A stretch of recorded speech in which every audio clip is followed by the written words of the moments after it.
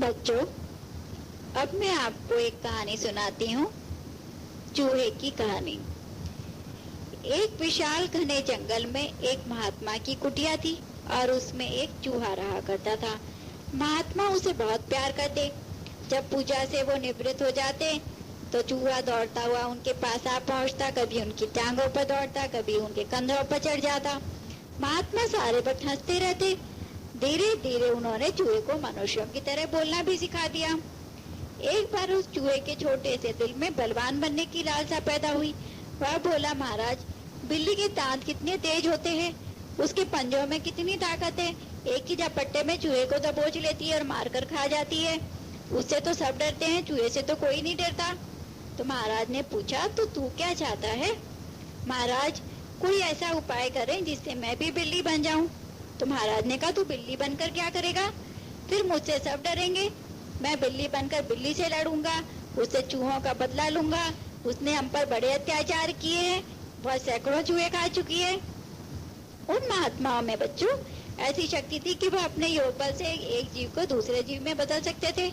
उन्होंने चूहे को बहुत समझाया कि केवल पशु शक्ति से ही कोई बलवान नहीं बन जाता, मगर चूहा नहीं माना।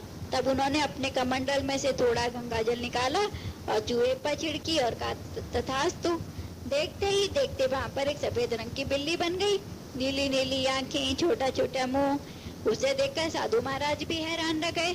क्षण भर तो महाराज के सामने खड़ी रही और झपट्टा मारकर चूहे के बिल की ओर लपकी, मगर बिल को खाली देखकर चूहों की खोज में कुटिया से बाहर चली गई। बिल्ली बनते ही वह बिल्लियों से बदला लेना भूल गई, उल्टे चूहों पर ही टूट पड़ी। जहाँ कोई चूहा नजर आता उसे काट खाती। हर वक्त उसका मुंह और पंजे खून से सने रहते। थोड़े दिनों बाद वो फिर असंतुष्ट रहने लगी। एक दिन जब साधु महाराज गंगा तट से लौट कर आए तो बिल्ली छत पर बैठी रो रही थी। वो कहने लगी, महाराज, असली ताकत तो कुत्ते में होती है, उसके सामने बिल्ली की क्या मजाल। जब आप चले जाते हैं तो एक कुत्ता मुझे खाने को दौड़ता है और उसे सब डरते हैं। बिल्ली की खाल को तो वो देखते ही देखते उधेड़ डालता है। उसके दांत मोटी मोटी हड्डियां भी तोड़ डालते हैं। महाराज, मैं तो कुत्ते जैसा बलवान बनना चाहती हूँ, आप तो मुझे कुत्ता बना दें। महाराज ने तथास्तु कहकर फिर उसे कुत्ता बना दिया। और कुटिया के बाद रोज हड्डियों के ढेर लगने लगे। कभी गिलहरी, कभी खरगोश, कभी बिल्ली। जो कोई मिलता कुत्ता उसे झपट कर मार डालता और अपने तेज नुकीले दांतों से उसे चबा जाता। कुटिया के बाहर जमीन पर खून के धब्बे ही धब्बे नजर आने लगे। एक दिन महाराज कुटिया में आराम कर रहे थे तो उन्होंने देखा कुत्ता तो रोता कराता चला रहा है। उसका एक कान कटा हुआ था, जगह जगह से खून बह रहा था। महाराज आसन छोड़कर उठ खड़े हुए और उसे अंदर लिवा लाए। क्या हुआ? तेरी है यह दशा किसने की? महाराज, रीछ बड़ा बलवान जानवर है, उसमें असल ताकत है। अगर मैं भाग नहीं आया होता तो वो तो मुझे आज मार ही डालता। महाराज ने कुत्ते के जख्म जोए, मगर कुत्ता बार बार जमीन पर पांव पटक पटक कर कहता गया, महाराज, रीछ से सब डरते हैं, मैं तो रीछ जैसा ही बनना चाहता हूँ। महाराज कुत्ते का अभिप्राय समझ गए और उस पर गंगा जल छिड़क कर तथास्तु कहा। वो रीछ बन गया। अब रीछ बनते ही पहले तो वह साधु महाराज पर गुर्राया। यदि साधु महाराज में योग बल न होता तो वो तो उन पर ही पंजे चला देता। अपनी शक्ति से तो वो मतवाला हो उठा। लाल लाल आंखें, भयानक काला शरीर, लंबे लंबे नाखून, मोटा नथुना। भागता हुआ वह तो जंगल में चला गया और सब छोटे मोटे जानवरों पर अपना हाथ साफ करने लगा। मगर उस जीव की शक्ति की भूख कब मिटने वाली थी। थोड़े ही दिनों में उसे अपने से बलिष्ठ भालू नजर आया, फिर चीता, फिर बाघ। एक एक करके वह सभी में बदलता गया। उस जंगल में शेर नहीं था, नहीं तो वो तो शेर ही बनकर सबसे शक्तिशाली बनना चाहता था। आखिर एक रोज महाराज के सामने हाथ बांधकर बोला, महाराज, वन में सबसे शक्तिशाली तो जीव हाथी है। उसकी शक्ति की तो कोई सीमा ही नहीं है। वह अपनी सूंड से बड़े बड़े पशुओं को पटक देता है और बड़े बड़े पेड़ तोड़ फेंकता है। उसके दांत कितने लंबे हैं। आप मुझे अंतिम बार हाथी बना दें। तब महाराज ने कहा, सोच ले मूर्ख, फिर तो भागा भागा मेरे पास नहीं आएगा। नहीं महाराज, आप कभी नहीं आऊंगा, आप मुझे हाथी बना दें। महाराज ने हंसते हुए अपना मंत्र पढ़ा और गंगा जल छिड़क दिया। कुटिया के बाहर एक ऊंचा अंधियारे रखा भीमकाय हाथी झूमने लगा। कद में कुटिया से भी ऊंचा, लंबे लंबे दांत, बड़ा सा शरीर और बड़ी बड़ी टांगे। हाथी चिंघाड़ता हुआ जंगल की ओर दौड़ा। उसकी शक्ति का पार नहीं था। जंगल के जिस भाग में जाता पशु वहां से भाग खड़े होते। उसकी चिंगाड़ सुनकर पेड़ों पर बैठे हुए पक्षी भी थर थर कांपते हुए उड़ने लगे। वो कभी पेड़ उखाड़ता, कभी पशुओं को अपने पांव के नीचे कुचलता और उसके अत्याचार से सारे वन में कोहराम मच गया। और एक दिन इसी तरह गर्भ से चिंगाड़ता हुआ वो जा रहा था कि सहसा उसका पांव एक गड्ढे में जा गिरा और उसके गड्ढे में गिरने की देर थी कि जंगल में से बहुत से मनुष्यों की आवाज आने लगी और देखते ही देखते कई मनुष्य इकट्ठे हो गए और उन्होंने उसको वहां पर बांध दिया। हाथी ज्यों ज्यों वहां से निकलने की कोशिश करता तो जो मनुष्य थे वो उस पर बर्छे और भालों के प्रहार करने लगते। हाथी दर्द और क्रोध से पागल उठा। जब शिकारियों ने देखा हाथी काबू में आ गया तो उस पर उन्होंने मोटे मोटे रस्से फेंके।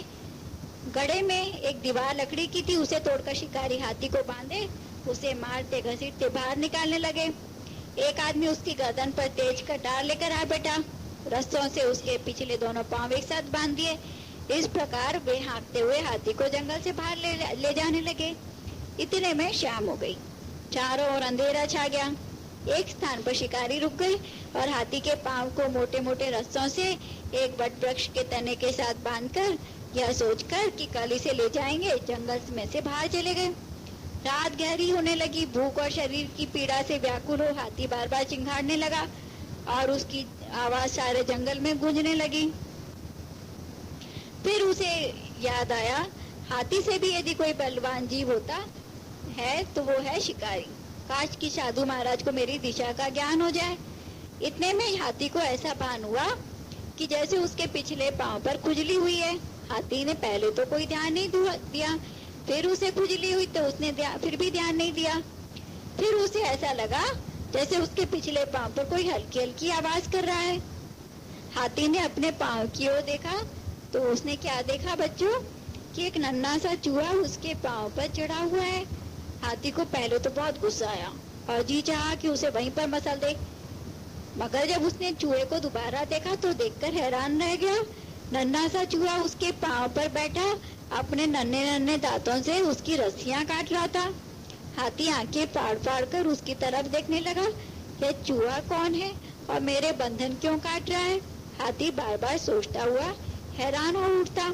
रात बीत चली, धीरे धीरे सुबह होने लगी। पूर्व की ओर आकाश का रंग सुनहरा होने लगा। सूर्य देवता निकलने लगे। उसी वक्त शिकारियों की हा हू आवाज सुनाई पड़ने लगी। हाथी तो कांप उठा, पर ठीक उसी वक्त उसकी रस्सी का आखिरी फंदा भी टूटकर अलग हो गया। चूहे ने उसे काट दिया था और हाथी आजाद हो गया। हाथी ने कृतज्ञता से झुककर चूहे की ओर देखा, मगर चूहे का वहां नाम निशान नहीं था। रस्सियां काटकर वह तो चुपचाप चल दिया था। हाथी उछलता कूदता साधु महाराज की कुटिया की ओर भाग खड़ा हुआ। महाराज तभी संध्या उपासना से निवृत्त होके उठे थे और गंगा तट की ओर जाने के लिए तैयार थे। और सामने हाथी को देखकर उन्होंने पूछा, कहो गजराज अब क्या है? हाथी ने दोनों पैर पृथ्वी पर टेक अपनी सूंड को बार बार ऊपर उठा, महाराज को प्रणाम किया। महाराज, मैं आपसे अंतिम वरदान की भिक्षा मांगने आया हूँ। महाराज ने उसे सिर से पांव तक देखा। अब भी कोई लालसा बाकी है? क्या शिकारी बनना चाहते हो? नहीं महाराज, आप तो मुझे फिर से चूहा बना दें। चूहा? शक्ति के राजा से तुम चूहा बनना चाहते हो? हाँ महाराज, मुझे मारने वाली शक्ति नहीं चाहिए। मुझे ऐसी शक्ति दीजिए जिससे मैं औरों के बंधन काट सकूं, औरों के काम आ सकूं। महाराज ने हंसते हंसते उसी वक्त गंगा जल की बूंदें छिड़क दी और अपना आशीर्वाद दे दिया। और जो चूहा, बिल्ली, कुत्ता और इस तरह बनते बनते हाथी बन गया था, वो फिर से चूहा बन गया और उसी जिंदगी से वो खुश रहने लगा। बच्चों,